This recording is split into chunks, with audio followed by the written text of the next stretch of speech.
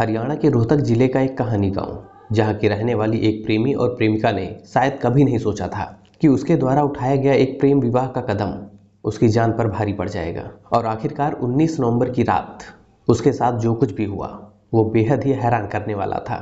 दरअसल हरियाणा के रोहतक जिले की ये घटना शुरू होती है आज से लगभग करीब 3 साल पहले, जहां रोहतक जिले की कहानी गांव का रहने वाला सूरज ऑटो चलाने का काम करता था और इसी गांव की रहने वाली 23 साल की सपना, दोनों एक ही गांव में रहते थे। और फिर इसी गांव में आते जाते दोनों के बीच बातचीत का सिलसिला शुरू हो गया। फिर ये सिलसिला कुछ ऐसा चला कि दोनों एक दूसरे से प्यार करने लगे और दोनों एक दूसरे से छुप छुप कर मिलने लगे। लेकिन दोनों इस बात को अच्छी तरीके से जानते थे कि सपना के परिवार वाले उन्हें कभी एक दूसरे का नहीं होने देंगे। और फिर दोनों ने एक दिन अपनी मर्जी से प्रेम विवाह करने का फैसला कर लिया, जिसके बाद दोनों ने कोर्ट मैरिज कर ली। और फिर शादी करने के बाद दोनों की शादीशुदा जिंदगी अच्छे से चलने लगी। लेकिन ये बात दोनों अच्छी तरीके से जानते थे कि अगर दोनों गांव में रहे तो सपना के परिवार उन्हें जीने नहीं देगा। और फिर इसलिए दोनों शादी के बाद दोनों रोहतक चले गए और वहां पर एक किराए के कमरे में रहने लगे।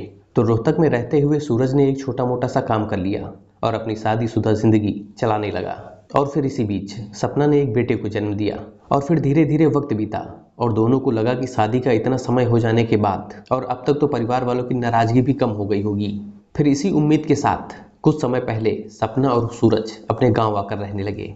अब सूरज अपनी पत्नी सपना को लेकर घर आ चुका था। सूरज के घर में मां निर्मला थी, जबकि पिता की पहले ही मौत हो चुकी थी। इसके अलावा सूरज का एक छोटा भाई साहिल भी रहता था। दोनों भाई सूरज और साहिल सुबह काम पर जल्दी निकल जाते थे और घर वापस देर रात तक आते थे। और घर की सुरक्षा के लिए घर पर सीसीटीवी कैमरे भी लगा रखे थे।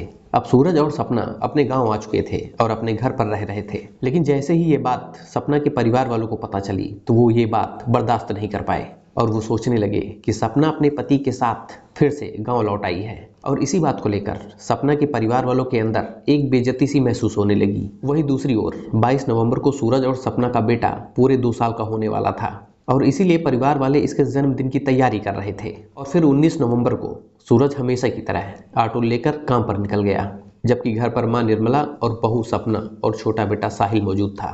वहीं सूत्रों की माने तो 19 नवंबर की रात लगभग 9:40 पर सपना का भाई संजू अपने 3 से 4 साथियों के साथ सपना के घर पहुंचा, जबकि सूरज के परिवार वालों ने संजू और उसके साथियों को पहले ही सीसीटीवी कैमरे में देख लिया था। अब जैसे ही निर्मला ने देखा कि सपना का भाई संजू अपने 3-4 साथियों के साथ उसके घर की ओर आ रहा है तो वो बेहद ही बुरी तरीके से डर गई और उन्हें समझ आ चुका था कि कुछ ना कुछ तो गड़बड़ होने वाली है। और इसीलिए उन्होंने अपनी बहू और छोटे बेटे साहिल से कहा कि तुम लोग घर से बाहर नहीं निकलोगे। लेकिन इसी बीच संजू अपने साथियों के साथ जबरन घर में घुस आया और सपना को देखते ही उस पर ताबड़तोड़ हमला करना शुरू कर दिया। और भाई संजू द्वारा किए गए उस अचानक हमले से सपना की मौके पर ही मौत हो गई।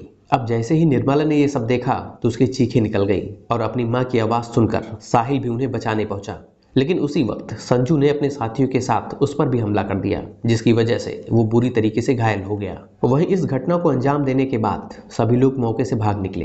तो वहीं लोगों की माने तो सपना का भाई संजू सूरज को भी मारना चाहता था, लेकिन उस वक्त वो घर पर नहीं था। वहीं इस घटना के बाद साहिल को पीजीआई में भर्ती करा दिया गया। अब जैसे ही पुलिस को इस बारे में सूचना मिली तो पुलिस भी मौके पर पहुंचती है और सपना का शव को कब्जे में लेकर उसे पोस्टमार्टम के लिए भेज दिया जाता है। वहीं यह भी कहा जा रहा है कि इस कांड को अंजाम देने के बाद सपना का भाई संजू अपने सभी साथियों के साथ फरार हो गया।